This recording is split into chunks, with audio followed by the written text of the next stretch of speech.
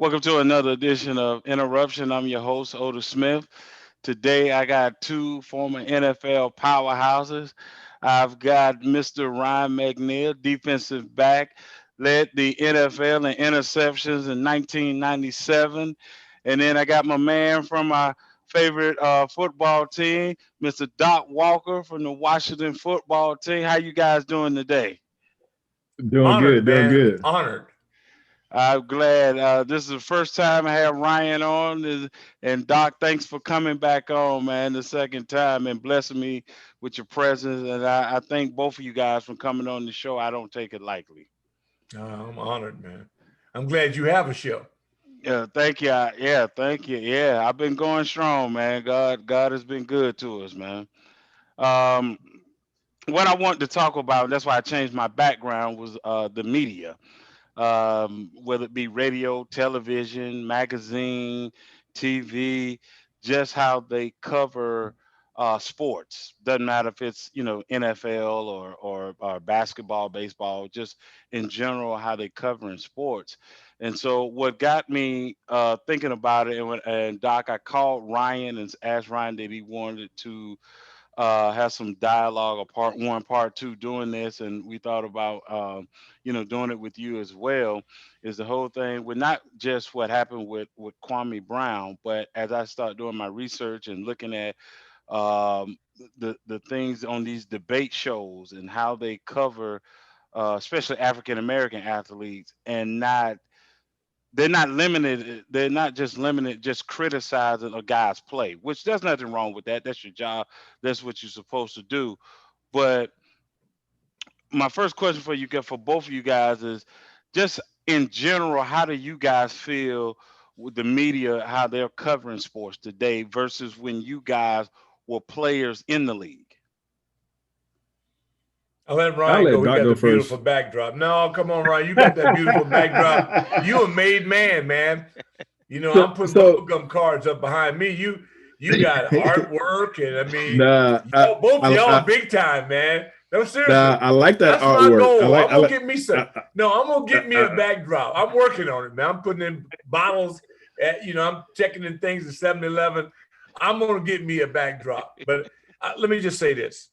First of all, I spoke earlier in the week about Emmett Ashford Hmm. and a Hall of Famer who was an umpire in a Right. sport that didn't even allow us to be players. Jackie Robinson, 20 years earlier, was a player. And I deal with this on a regular basis because I want people, now I don't want to have friction. What I want people to understand that don't look like me is that for many, many years, we had to just take things and could never even talk about it. Well, Mm-hmm. that's a whole new day now. So if you do me wrong or ostracize me, you don't know what it's like to be in my shoes. You can't speak for me any longer. And so you're covered by media that doesn't look like you. What do you expect is going to happen overall? Everything you do from a banking standpoint, communication standpoint, very few people own any of that real estate. So for African Americans to be behind a play calling balls and strikes, do you realize how big that was? So my teammate Ray Bell at UCLA has got a documentary that's coming out. And I'm telling you what, man, it's on fire because we're still uncovering things because we were lied to in history. Right. I mean, I was lied to in class by teachers with degrees that did not give me the whole picture of history. So when people ask, how do I feel? You don't really want to know how I feel. What you will deal with is how I'm dealing with this as an adult. Mm. Wise words. What about you, Ryan? I tend to agree. I look at it like this: like everything is an evolution, evolves, it progresses, and think about from what Doc just said. You have a certain segment covering another segment, and over time, the power has shifted, right? And Mm-hmm. because I wasn't covered uh, truthfully, because I wasn't covered from a positive light, you kind of pull back. And so what tended to happen was the advent of technology and different communication mediums allowed for the juice or the power to move and shift. And so today's athlete, more so than ever before, understands the power of the shift. They understand their influence now. Right. And so you just can't cover me the way you want to, and that be that. Like Doc said, just take it. No, I have 2 to 3 to 4 to 5 different ways I can get my story out. I can produce it on my own, Right. work with some friends, use the other platforms that are already out there. And so you have the platforms that for athletes, by athletes. We were one of the first ones to create OT Magazine, by athletes, for athletes, right? Our mantra was your words, our pen and paper. So we was telling athlete stories a decade ago. We were ahead of our time. So I say all that to say, because we recognized that there wasn't a consistent way that athletes were recorded, were covered, and was presented. And so we aimed to change that. And we did that for at least 3 years with OT Magazine. And so now the landscape has changed with technology. It's quicker, it's faster, it's clearer. And the athletes of all races and creeds and nationalities understand that. And so they are leveraging the hell out of that right now. Well, let me ask you guys this, and because I was guilty of it as a fan, and then someone I had a doc. I had Curtis Brown, that's Charles Brown's nephew, really enlightened me on this. And so the question is it fair to label somebody a bust when they have achieved playing professionally? So in other words, if the average career, right, is 3 to 4 years, so it doesn't matter if a guy was drafted number 1 overall, or he was the last pick, or he was undrafted. If the average career is 3 to 4 years, then why are we labeling someone a bust, right, when that's the average? So what? He went number 1 overall and things didn't quite work out, and he only played that rookie contract. Well, that was the average in the first place. So do you guys think that label bust should be gone, and it's not fair to use when the average career in sports is 3 to 4 years in the first place? I would say it depends, right? I would say it depends, because it's all about expectations. Okay. Right. When you get drafted in the first round, there's high expectations. When you get drafted number 1 overall, there's high expectations, and you have a franchise, a owner, a coach, a city that's kind of have these expectations. Now, whether they're realistic or not, those expectations are there, right? And so, unfortunately, the scrutiny is heightened, is multiplied, 100x. Every round you go, you can decrease it. But when you first round, 100x, second round, 50x, third round, 25x, right? You just half it.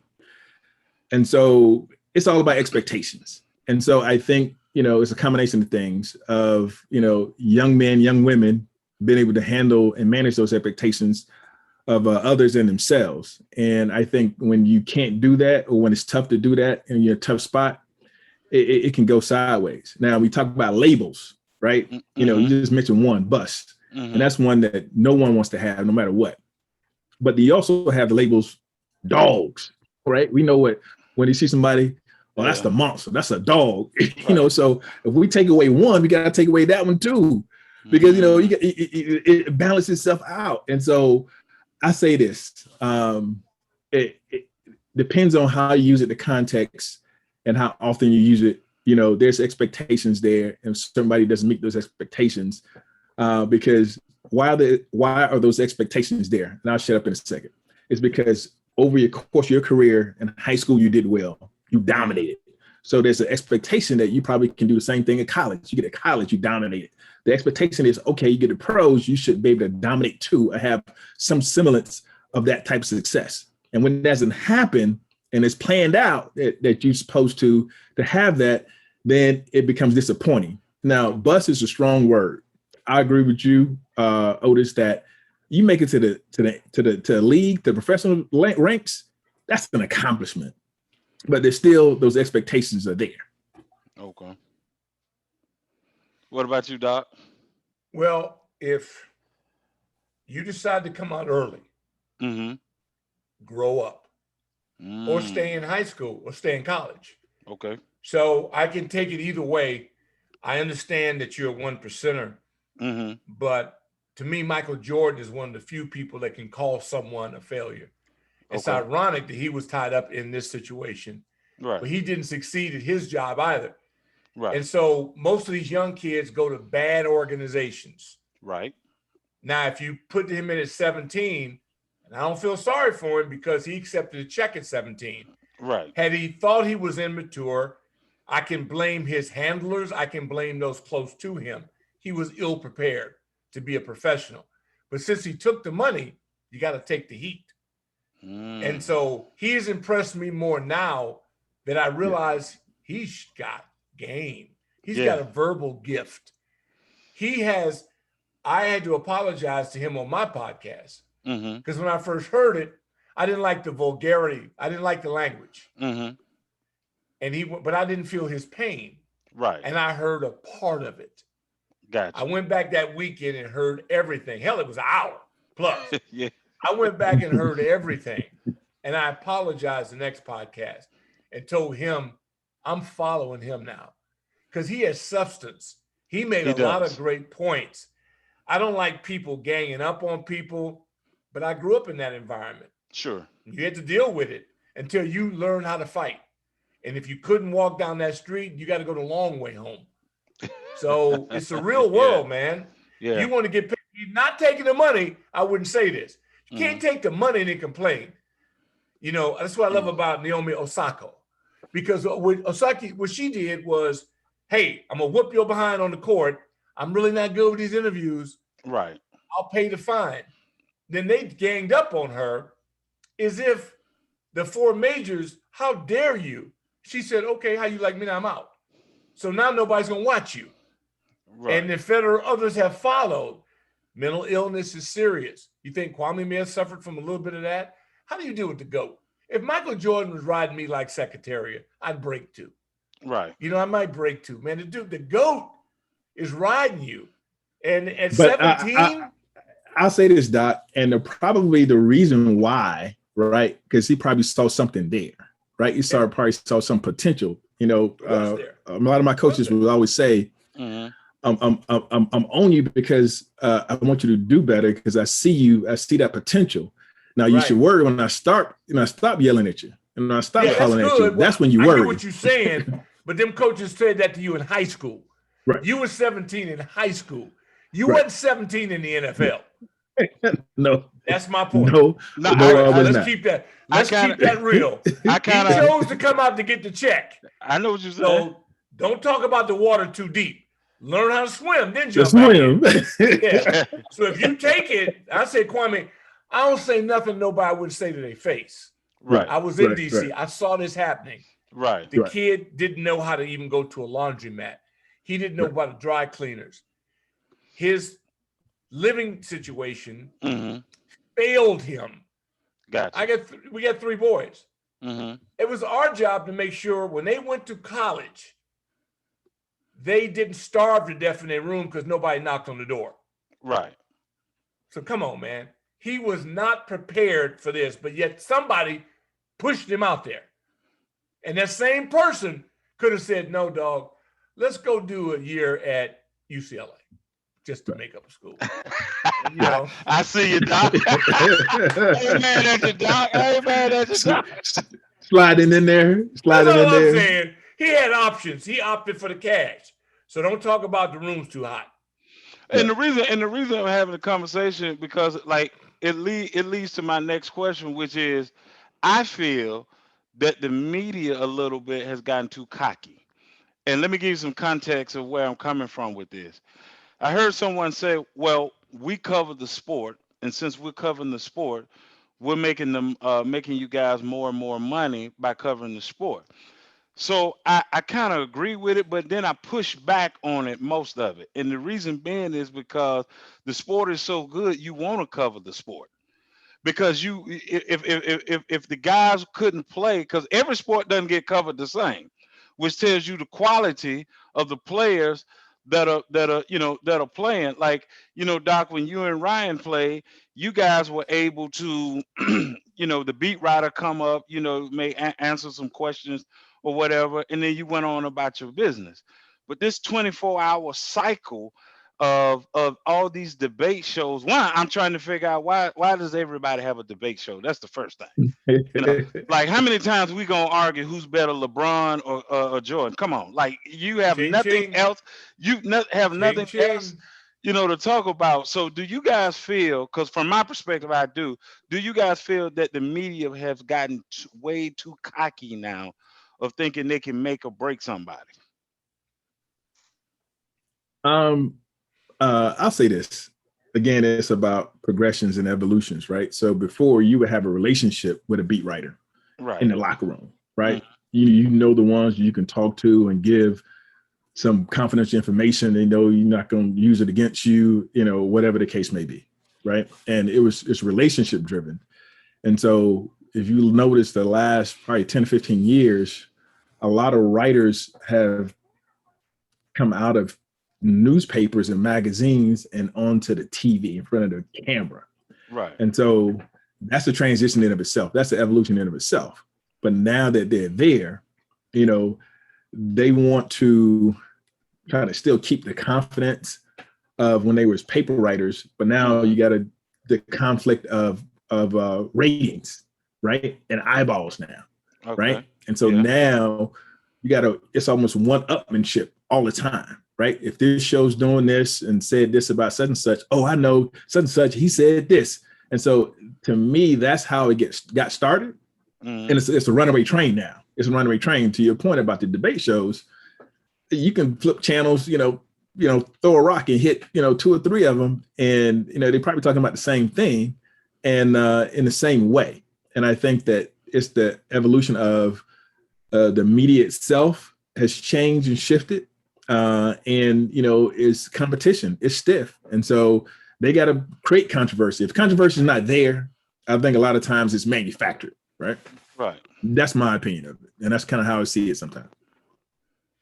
Well, it's interesting. It starts with our first debate today was about the media and a guy like Ahmad Rashad. First time that I recall a star walking into a locker room to interview us on our way to the NFC Championship game, a game he'd been in. Right. What changed the landscape was when athletes were given a chance to get into the media because they were blocked out for a long, long time. Right. So we got a lot of guys who in the media that I respect who often act as if they played and they didn't play. Right. And they had to get checked.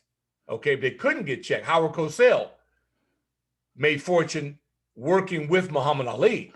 Right. But Howard was bigger than Ali till Ali started fighting, and Ali dwarfed him, but Howard made sure he enhanced their relationship. And I thought they worked as partners. Right. And built a partnership so it can be good. There's been some guys at ESPN who honestly thought they were better than the guys they covered. And they were allowed to believe that until athletes started getting a chance to get behind the microphone. And those that excelled at it then leveled the playing field because guys in the locker room appreciate knowing they're not going to get tomahawked. Right. And that someone actually understands what it's like to fail in front of fans and family. Right. And has compassion for that, as opposed to some guy that's good on Madden and comes in, like he's a superstar. And we've dealt with all of that. Right. And so it is what it is. It's no whether it's public housing, whether it's residential housing. It's always different. We don't get it the way everyone else gets it. You're served in a different manner. The Jim Grays of the world that are smart enough to have relationships with some of the ballers in the game, then we can rise together.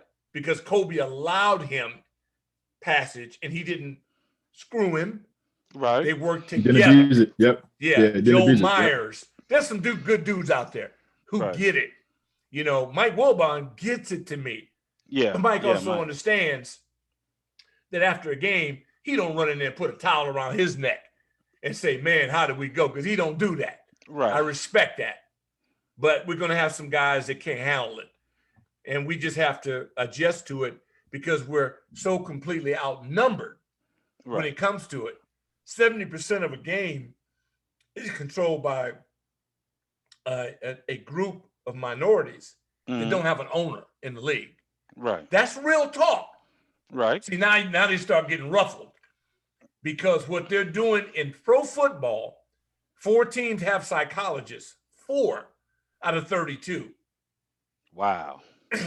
Till they fix their ownership problem, their coaching problem, their general manager, upper management problem, right, then they don't get me no more.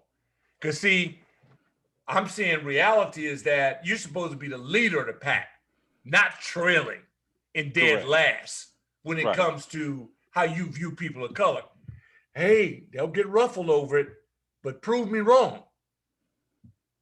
I like both of you guys' take and perspective, because one of the things, Doc and Ryan, that I get sick of seeing is that also how, and that's one of the reasons I love when I created my show, was how they don't go in detail because they have these things called segments.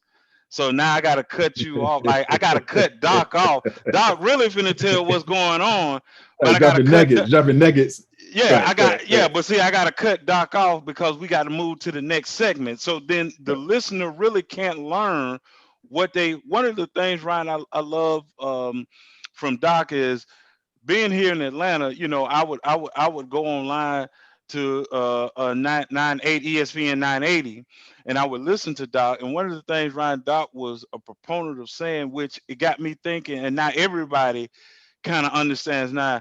They would always ask Doc about training camp. They would say, well, look, how they look, what they looking like. And Doc like, look, man, everybody got on shorts, running around, man, talk to me, man. When game one, when them lights come on, then we'll see what they made of. But everybody look good in shorts running around.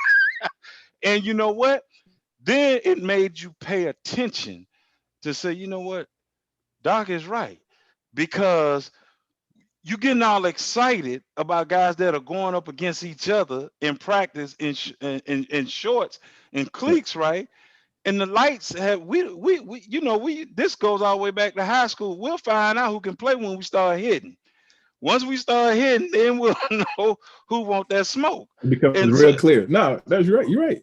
Yeah, you're right. So that's the thing that I appreciate that you guys bring to the table to be able to.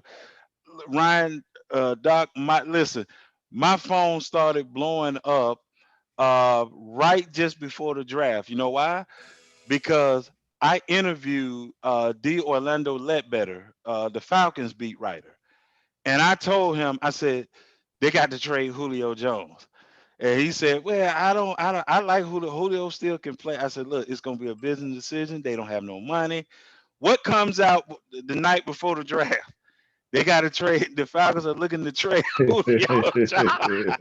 Then they just traded him yesterday. So people say, well, how did you know that? I said, because I used to do sports management. I understand the nuances in the backside of the business. The problem is on TV, you guys are not getting told what is real. Because I said, if you notice, the Falcons have not signed not one rookie yet.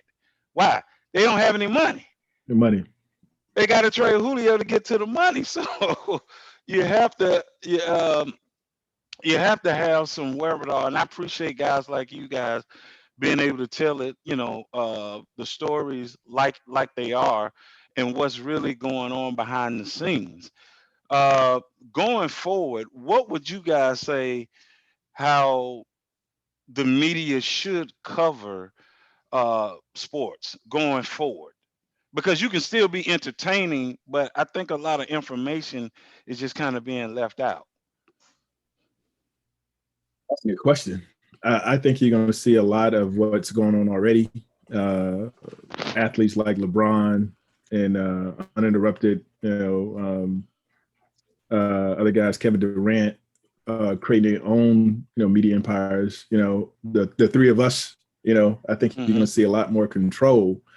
And you're going to see a lot more collaborations where a media company is going to have to collaborate with athletes as opposed to covering them. If they want that original quote, if they want that exclusive story, you're going to have to partner with me. You're going to have to collaborate with me as opposed to me just giving it to you for free. Again, it goes back to understanding the leverage points, and media and content. Content is king. We know that. And it's becoming, more and more evident every day. And guys are becoming smarter. They really, looking at the details.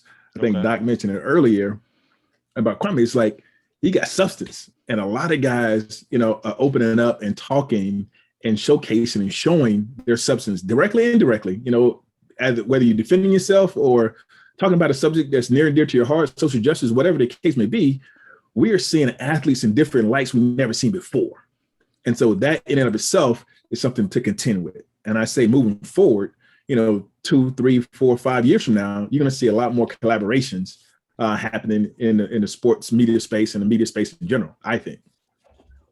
I agree wholeheartedly.